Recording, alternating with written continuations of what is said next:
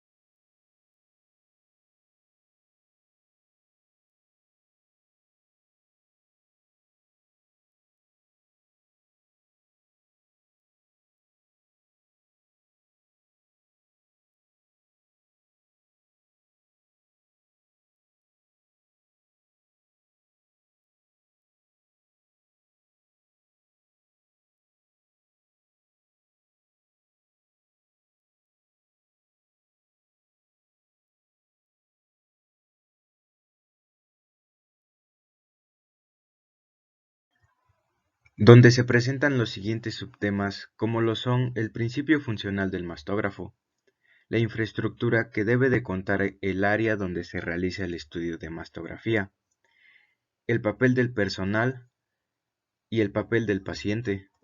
De igual manera, las instalaciones eléctricas con las que debe de contar el área donde se realiza el estudio. Y por último, pero no menos importante, el sistema digital de la imagen.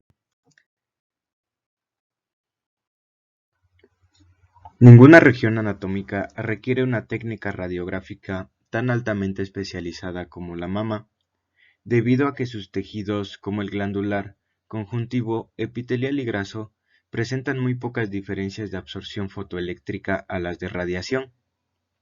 Más estructuras mamarias, como lo son los vasos sanguíneos, son de muy pequeño tamaño. Ambas circunstancias obligan a extremar el control de calidad de todos los componentes del equipo para realizar el estudio de la mamografía.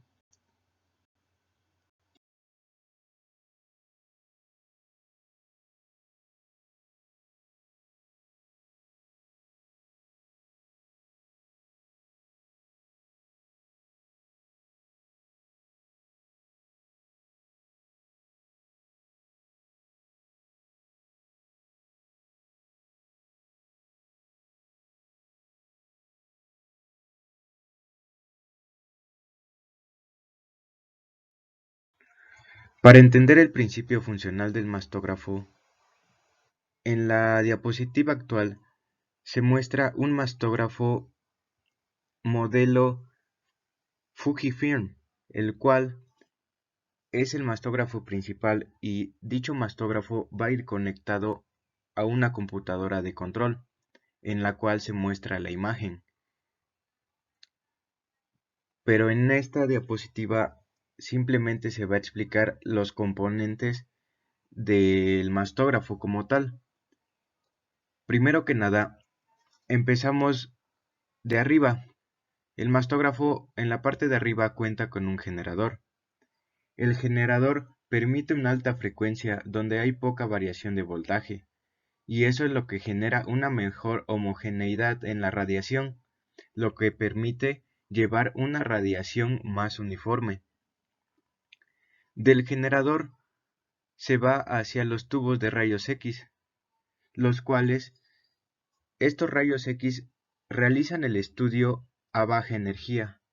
Por eso es que el tiempo de exposición a rayos X en una mama es muy poco. El tubo produce un haz de rayos X que va aumentando conforme la distancia que recorre. También el equipo cuenta con un foco, que el foco es importante el tamaño, ya que determina la mejor calidad para evitar una borrosidad y así tener una mejor definición al final de cuentas para la imagen. También cuenta con un controlador de movimiento de la columna, que se encuentra del lado izquierdo, bajo el generador. Este simplemente ayuda al buen funcionamiento de la columna del mastógrafo, debido a que el estudio no simplemente se realiza de un solo ángulo hacia la mama, sino que se tiene que mover a ciertos ángulos, ya sean 45 grados, para así poder recibir y penetrar la mayor parte de la mama del paciente y así tener un diagnóstico más certero y con mejor calidad, por lo que ese es el controlador, el que ayuda a mover la columna dependiendo a las necesidades del personal que vaya a realizar el estudio. Bajo el foco se encuentra un filtro. Ese filtro ayuda para una mejor resolución de la imagen, debido a que por ese filtro pasa el haz de rayos X y con ese filtro la, el haz va de una mejor manera y con mayor calidad para así cuando llegue a la mama se reciba una mejor calidad de imagen. Como se puede ver, se cuenta con un cono limitador de campo. Esto se debe a que como el haz de rayos X se va esparciendo, puede que los rayos X salgan y se dispersen de más. Por eso es de que se cuenta con ese cono. ¿Para qué? Para tener una mejor dirección de rayos X y así que vaya directamente al lugar de estudio, que es la mama del paciente. El haz de rayos X llega a lo que es la placa de compresión. La placa de compresión, cabe destacar que es de vital importancia debido a que con ella reduce la radiación dispersa y mejora el contraste. Esta placa de compresión lo que tiene es que comprime, como dice su nombre, comprime a la mama. ¿Para qué? Para que la mama esté lo más contraída posible y esto permita una mejor resolución de lo que estamos estudiando, debido a que los tejidos con los que cuenta la mama son difíciles de ver y entre más compresa y más denso sea la mama, mejor imagen se va a obtener, por lo que esa placa de compresión determina qué tan presionada está la mama para una mejor calidad. Encima de la placa de compresión está un panel de control. Este panel de control ayuda a un movimiento automático de la placa. Se puede mover un macrómetro, perdón, y este ayuda a aplastar o a liberar la mama, y cuenta con unos botones de igual manera en el cual se puede determinar el tiempo de compresión y por consiguiente el tiempo de exposición al que se va a presentar la mama del paciente.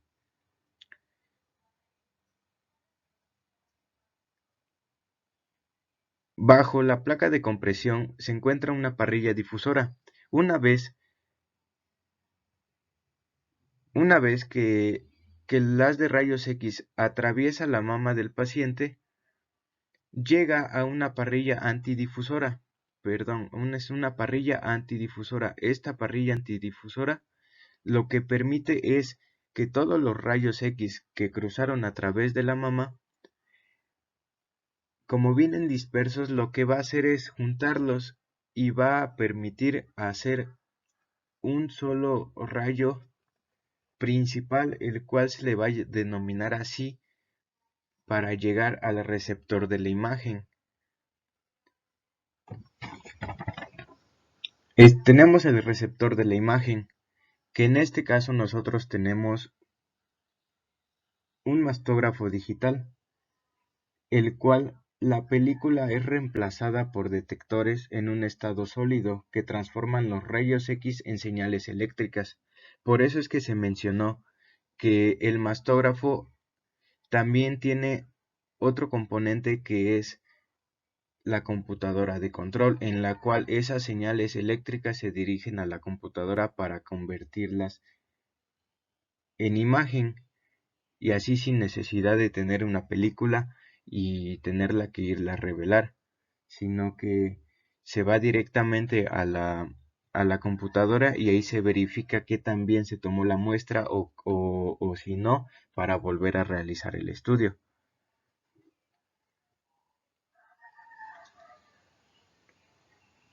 Hasta abajo contamos con unos pedales. Como ya se había mencionado, tenemos un controlador de movimiento de la columna y un panel de control para lo que es eh, la placa de compresión.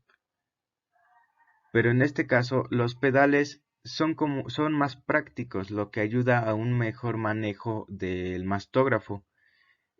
Los pedales permiten el movimiento de la columna y también permiten el movimiento de la compresión, de la placa de compresión. Pero claro, es como dependiendo al personal como quiera utilizarlo y cómo se le sea más fácil de cualquier manera. Solo que en los pedales puede ser que se aplaste un poquito más la mama o que no se aplaste lo suficiente y por eso se tenga que recurrir al panel de control para hacerlo manualmente que desde el macrómetro. Así que eso ayuda para dependiendo del personal y el que maneje el equipo. Y finalmente, eh,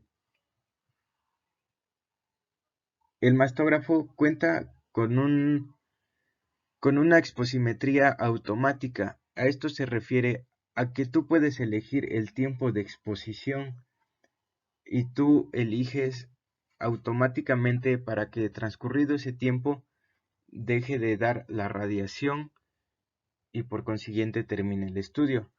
Esto se puede controlar a través de la computadora de control o algunos mastógrafos cuentan con un apartado en la parte derecha donde no se ve y ahí es donde se muestra esta exposimetría automática en la cual se configura dependiendo a las necesidades y al estudio que se vaya a realizar.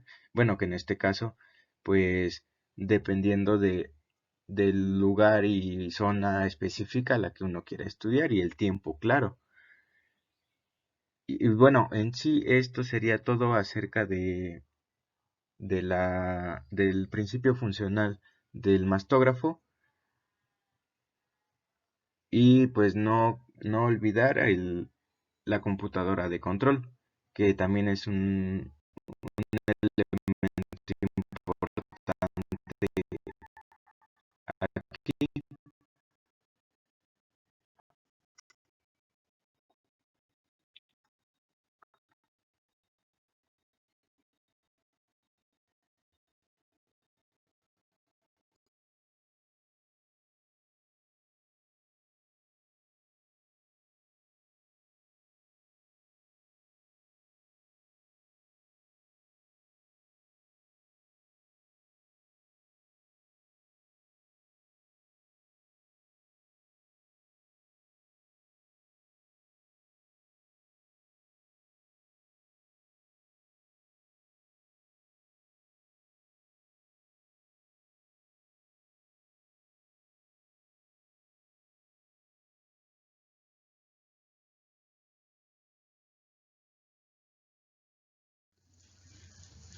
Pasando a la parte de infraestructura, de acuerdo con la NOM 156 SSA 1996 de Salud Ambiental, para los requisitos técnicos para las instalaciones en establecimientos de diagnóstico médico con rayos X, nos dice que los establecimientos deben contar con sala de espera, sala de rayos X, también conocido como cuarto radiográfico, área de consola de control, vestidores y sanitarios para pacientes, área de almacenamiento de película, cuarto oscuro y área de interpretación. Las dimensiones y ubicación serán de acuerdo con los tipos y cantidad de estudios a realizar. Para el área de mastografía, la sala de rayos X se recomiendan unas medidas de 2.5 metros por 3 metros y para el área de consola de control de 1.5 metros por 3 metros. También se debe considerar una altura de piso a techo no menor a 2.1 metros. Esto puede variar dependiendo del equipo. De igual forma, esta norma oficial mexicana nos da los criterios normativos de las áreas anteriormente mencionadas. En las salas de rayos X y consola de control, la delimitación de la zona controlada debe efectuarse mediante elementos estructurales o de construcción, tales como pisos, paredes o techos. El diseño se debe efectuar de forma que no se dirija el haz directo de radiación hacia la consola de control, puertas de acceso o ventanas. El paciente debe ser observable en todo momento desde la consola de control. Esto puede ser por medio de una ventana blindada o un circuito cerrado de televisión. Debe existir comunicación directa o electrónica desde la consola de control con el paciente. Solo deben de estar los equipos y accesorios indispensables para los estudios programados. En el cuarto oscuro debe existir un sistema de inyección y extracción de aire, de tal manera que exista presión positiva dentro del mismo. Los equipos de proceso de revelado automático deben contar con un sistema propio de extracción de gases hacia el exterior. No debe existir la entrada de luz en el cuarto oscuro, protegiendo las posibles entradas con guardapolvo, sellando con cinta adhesiva negra o algún otro elemento de características similares.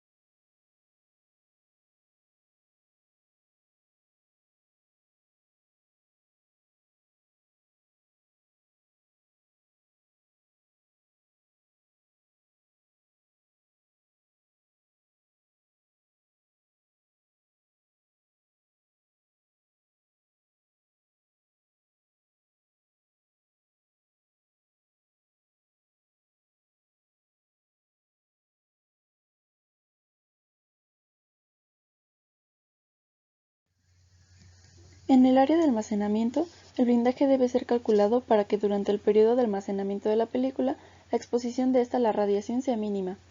Las condiciones de temperatura deben de estar en un valor entre 10 y 21 grados centígrados, con una humedad relativa entre 30% y 50%. En el área de interpretación, los negatoscopios deben de estar colocados de tal manera que ninguna fuente de luz pueda afectar la percepción de la imagen.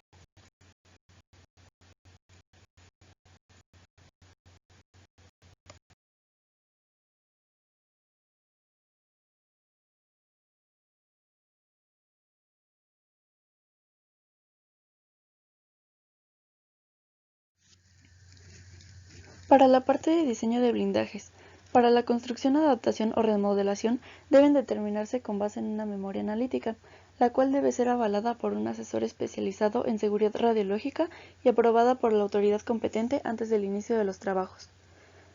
Estos deben construirse de forma que exista continuidad entre los diferentes elementos constructivos donde sean instalados, de tal forma que dicho blindaje no se vea interrumpido en ningún punto de la superficie a proteger. Estos blindajes deben ser homogéneos y cumplir con la composición y densidad exigidas. Toda la instalación debe contar con una verificación de blindaje documentada y avalada por un asesor especializado en seguridad radiológica, la cual garantice que la dosis recibida por el público y el personal ocupacionalmente expuesto se encuentre por debajo de los límites establecidos.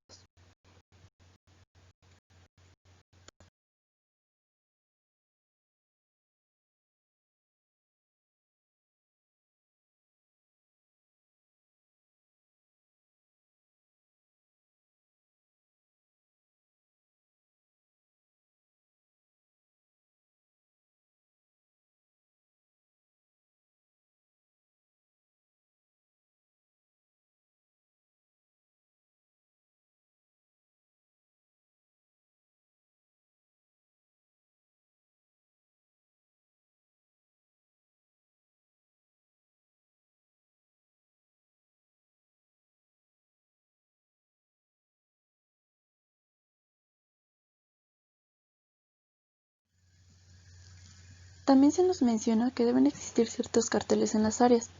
En las salas de espera se tiene un cartel para alertar a las pacientes con sospecha de embarazo y solicitar que informen al médico sobre dicha posibilidad.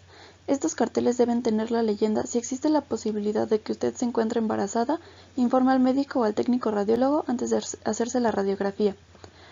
En las puertas de los sanitarios y vestidores de la zona supervisada que dan ingreso a la sala de rayos X, debe existir un cartel con la siguiente leyenda: no abrir esta puerta a menos que lo llamen. De igual forma, deben tener el símbolo internacional de radiación ionizante con la leyenda: radiaciones, zona controlada. Se requiere que en el exterior de las puertas principales de acceso a las salas de rayos X exista un indicador de luz roja que indique que el generador está encendido y por consiguiente puede haber exposición.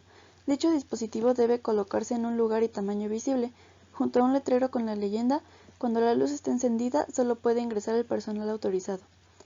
En la sala de rayos X debe colocarse en un lugar y tamaño visible por el paciente un cartel con la siguiente leyenda: en esta sala solamente puede permanecer un paciente a la vez.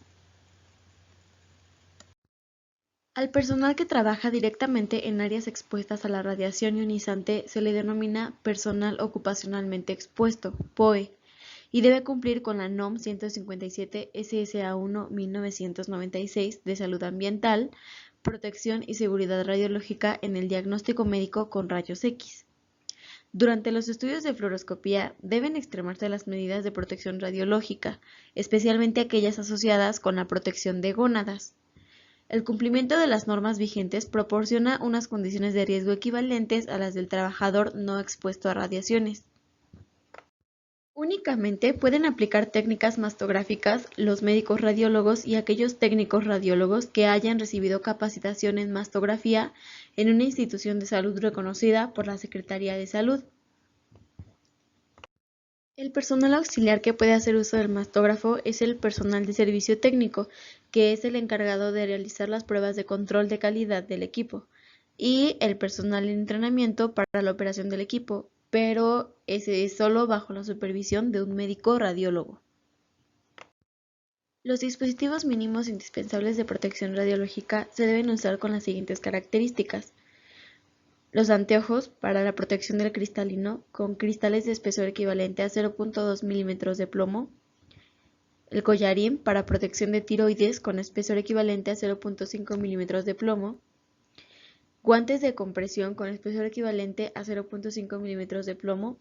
Guantes para intervención con espesor equivalente a 0.25 milímetros de plomo. Y un mandil con espesor equivalente a 0.5 milímetros de plomo cuando cubra el frente del cuerpo o de 0.25 milímetros cuando cubra completamente el frente, los costados del tórax y pelvis. Durante los estudios fluoroscópicos de intervención que utilicen equipo con arco en C, todo el personal que participe debe usar mandil de 0.5 milímetros de plomo. Cuando se utilice un equipo móvil, se debe mantener una distancia de 1.8 metros del paciente y emplear un mandil plomado. El titular debe establecer un programa de vigilancia radiológica ocupacional que incluya a todo el POE y permita realizar evaluaciones anuales. Cumpliendo de forma correcta con la norma y con las especificaciones antes mencionadas, el personal médico no es apto para los siguientes programas: salario adicional, jornada reducida, vacaciones adicionales ni jubilación anticipada. Los médicos radiólogos y los especialistas deben estar sujetos a vigilancia individual y tienen la obligación de portar un dosímetro personal durante su trabajo radiológico. Los dosímetros personales deben portarse durante la jornada de trabajo y al término deben permanecer almacenados en un lugar adecuado. Debe mantenerse un expediente de cada trabajador ocupacionalmente expuesto, de la constancia del equivalente de dosis total acumulada al término de la relación laboral y se debe conservar hasta 30 años después de terminada la relación laboral. Continuando tenemos el punto número 4 que es referente a pacientes. De lo que habla principalmente este punto es de las consideraciones que un paciente debe de tomar en cuenta antes de someterse a una mastografía. La primera de ellas es la duración. La prueba dura alrededor de 15 a 30 minutos. Después habla del ingreso. Menciona que la prueba se hace de forma ambulatoria normalmente, pero también puede ser parte del cuidado hospitalario. El tercer punto es acerca de la compañía. Menciona que no hace falta ir acompañado, aunque puede ser de ayuda si esto hace que el paciente se sienta más relajado. También menciona que referente a la comida no es necesario mantener el ayuno y por último en esta diapositiva menciona que no es necesario tomar ningún medicamento previo y que puede continuar con la medicación habitual si es que está medicado. Posteriormente en esta diapositiva tenemos el punto de la ropa. Se menciona que el paciente puede utilizar la ropa que desea, aunque conviene algo que sea fácil de quitar, pues le van a pedir que deje al descubierto su pecho. Asimismo, se recomienda evitar llevar objetos metálicos como pueden ser pendientes y pulseras. Referente a la etapa del embarazo y la lactancia, se dice que la realización de esta prueba se considera muy segura porque la dosis de radiación es muy baja. Referente a las contraindicaciones, se dice que no hay alguna absoluta, pero se menciona que no se suele realizar la prueba en mujeres por debajo de los 30 años porque el tejido mamario es más denso y la prueba resulta menos fiable. Por último, referente a los documentos, se menciona que el paciente puede llevar informes previos de salud y mastografías previas por si es necesaria una comparación. Por último, en esta diapositiva se mencionan otras consideraciones que son un poco más generales, pero son necesarias. Una de ellas es evitar productos de cuidado personal como son desodorantes, talcos, lociones o cremas que puedan interferir en el resultado de la prueba. También se menciona que el mejor momento para llevar a cabo la prueba es una semana después de iniciado el ciclo menstrual. Y por último se menciona que es conveniente informar al médico sobre situaciones particulares que puedan comprometer la salud del paciente. La parte de instalaciones eléctricas del mastógrafo está comprendido por un generador, en donde los tubos de rayos X se alimentan a partir de la red de energía eléctrica de 220 voltios de corriente alterna, y a través de un alternador, la tensión se incrementa hasta el valor deseado, pero conservando la misma variación alterna de la tensión.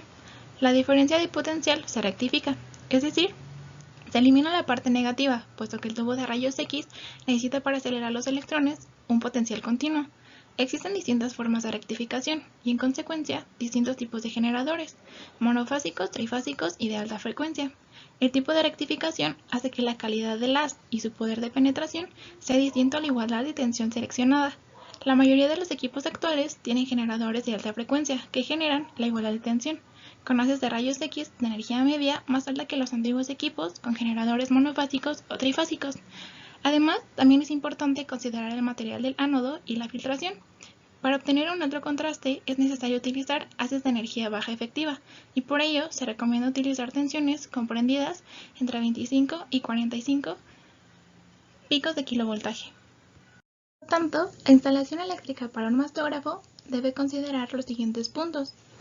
Dependiendo del equipo, puede variar de 120 a 220-240 voltaje de corriente alterna más menos 10%, que incluye dos fases, un neutro y una tierra física forrada, con una frecuencia de 50 a 60 Hz más menos 5%. La construcción especial para rayos X, es decir, el blindaje de radiación y el soporte de rayos X. Medidas especiales del área de mastografía dependiendo del equipo a adquirir. La instalación de un mini split que mantenga la temperatura adecuada de la sala de mastografía, recordando que un mini split es un dispositivo que toma el aire de la habitación, le quita el calor a través de un gas refrigerante y posteriormente lo regresa frío al interior. El cable de alimentación desde el interruptor termomagnético debe ser del número 8 de calibre de alambre estadounidense, con una frecuencia que oscila entre 50 y 60 Hz con un más menos 5%, una variación máxima en la línea de alimentación del 10%, un consumo máximo de potencia de 8 kV, una corriente máxima de trabajo de 32 amperes, una máxima impedancia de la línea menor a 0.01 ohm y fusibles o protección térmica a 40 amperes. Además, debe contar con un centro de carga con interruptor termomagnético, que incluye dos fases, un neutro y una tierra física forrada a 220 volts con protección de 40 amperes colocado a 1.7 metros y este va empotrado al muro. Contactos polarizados de 110 volts a 60 Hz. Salida de cables en dos fases de 220 volts con cables del número 8 de calibre de alambre estadounidense y una cola de 2 metros colocada a 0.30 metros de la sala de mastografía. Y por último, la salida de cable de 20 a 40 voltaje de corriente alterna o voltaje de corriente directa para luz indicadora de rayos X a 30 centímetros del empotrado del muro. En mastografía, la búsqueda de la excelencia en la generación de la imagen y en el almacenamiento ha conducido su desarrollo hacia la digitalización. En primera línea se tiene que los mastógrafos digitales usan ya sea un método indirecto, con dos pasos para la digitalización, o bien un sistema directo, en donde los equipos con sus detectores convierten directamente sus lecturas en carga eléctrica.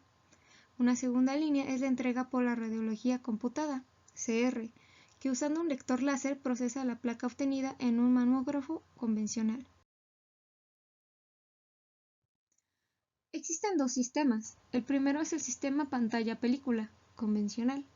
En este, la radiación no atenuada contacta con los cristales, se generan fotones de luz que impresionan la película. El segundo es el sistema digital. Este sistema utiliza una capa centellante que absorbe los rayos X, genera fotones de luz, y estos son detectados por fotodiodos. El sistema digital con conversión directa utiliza un fotoconductor para absorber los rayos X y directamente genera la señal. Aquí tenemos la imagen de la mastografía convencional. La imagen se crea directamente en una película. La película radiográfica se utiliza para adquirir, almacenar y exhibir la imagen. Si la película es sobreexpuesta, el contraste se pierde y no puede ser recuperado. En la imagen de la mastografía digital, la película de radiografía es sustituida por detectores de estado sólido que convierten las radiografías en señales eléctricas.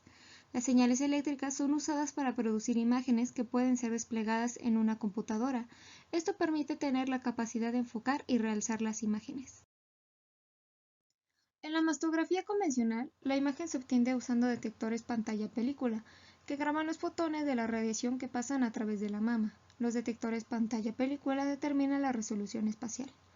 Las pantallas tienen material fosforescente, que al interactuar con los fotones de radiación permitirán una exposición más corta, disminuyendo la posibilidad de borrosidad por movimiento y además reducirá la dosis glandular.